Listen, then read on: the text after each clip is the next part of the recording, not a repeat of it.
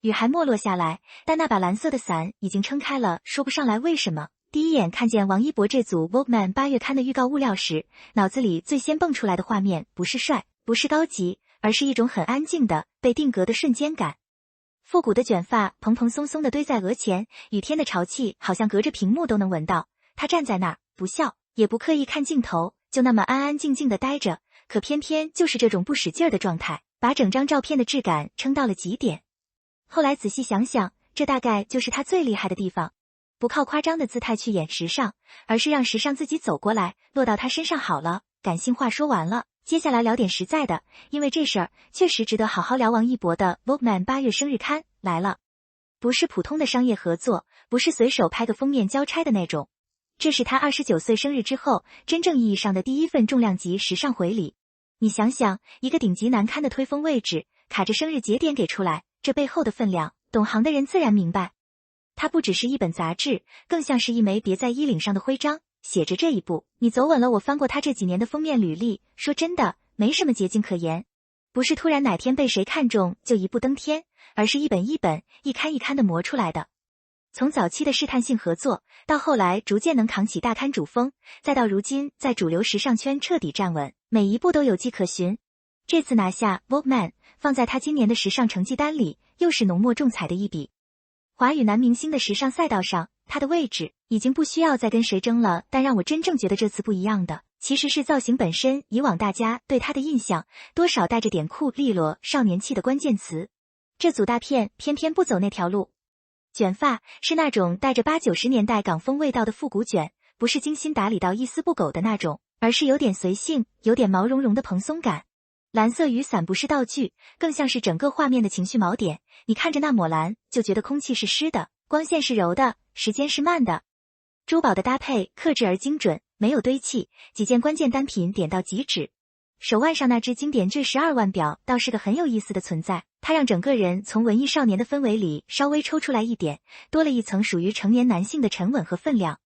两种气质叠在一起，不冲突，反而特别和谐。少年感和金贵感，清冷和温柔，居然能在同一个人、同一帧画面里共存，这大概就是顶级时尚大片该有的样子。不是让你觉得好贵好远，而是让你盯着看了很久之后，突然意识到自己忘了呼吸。再说回发行这件事，5万册，全网就5万册。我知道这个数字对很多不追星的人来说可能没什么概念，但如果你了解过王一博以往杂志的售罄速度，就会明白这5万册意味着什么。意味着从开售到清空，可能也就是几分钟，甚至几十秒的事。没有加印计划，没有第二梯队渠道分流，就2个入口：微博康泰纳仕旗舰店，微店康泰纳仕。没了就是没了，错过了就是错过了。所以如果你真的想要一本，别犹豫，别想着等会儿再看看。这种限量生日刊的残酷之处在于，它不会给你第二次机会。然后说说这次的宣发节奏，这一点我必须单独拎出来讲，因为确实做得很用心，不是那种突然甩一张图然后说买了啊的粗暴操作。官方这次规划了整整2天的铺排，精细到以10分钟为单位。8月13号傍晚6点整，第一轮预热启动，之后每隔10分钟放出一张全新预告图，一共5组物料，像包洋葱一样，一层一层把这组大片的神秘感揭开。你能感觉到那种被吊着胃口、心痒痒但又舍不得关页面的状态，这大概就是仪式感3个字的具象化到了8月14号，也就是正刊官宣日，节奏更密，信息量更大。上午11点半，独家合拍视频先上线，让你看看动态的它是什么状态。12点半、12点40分，2款质感完全不同的动态封面接连解锁。然后下午1点整，完整版封面正式亮相，购买链接同步开放1点整。记住这个时间。后续还有内页大片的逐步释出，主视觉视频的公开，幕后拍摄花絮的放出，内容量相当充实。而且所有物料都是全平台同步的，微博、抖音、小红书、视频号、微信公众号，你习惯刷哪个就在哪个等，不会出现只在某个平台才能看到的情况。这一点做得挺敞亮的，没有人为制造信息差。写到这里，我其实想稍微跳出杂志本身，聊2句王一博这个人。娱乐圈是个特别容易让人浮躁的地方，今天你红了，明天可能就被遗忘，今天这个赛道吃香，明天大家又涌去另一个方向。但你看王一博这几年，演戏、舞台、综艺、时尚，他好像什么都沾，但又不像是在什么都沾，更像是每一个领域他都真的沉下去了，不是蜻蜓点水地刷个存在感，而是实打实地去磨、去磕、去跟自己的上限较劲，时尚这块尤其明显。他不是那种长得好看所以拍什么都行的类型，他的镜头表现力里有一种很稀缺的东西，松弛，不端着，不讨好，不刻意去表现什么。摄影师给一个情境，他就自然地待在那个情境里，让光线，让构图，让情绪自己去完成表达。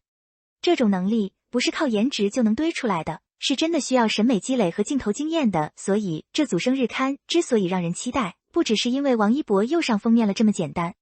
而是你会好奇29岁的他站在镜头前，跟23岁、25岁、27岁的自己相比，到底多了什么？那种多出来的东西可能不是技术层面的，而是阅历，是沉淀，是我不再需要证明什么之后反而更从容的那股劲儿。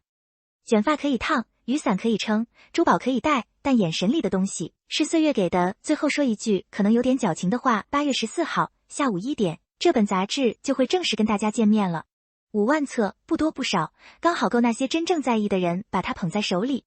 它不只是一组好看的照片，也不只是一个商业产品的发售，它更像是一个29岁的年轻人，在又一个生日节点上，递给世界的一份答卷。答卷上写了什么呢？大概也没写什么豪言壮语，就是安安静静的告诉你，我还在这儿，我还在往前走，我还在变成更好的自己。蓝色的伞还撑着雨，可能快下了，但它不着急。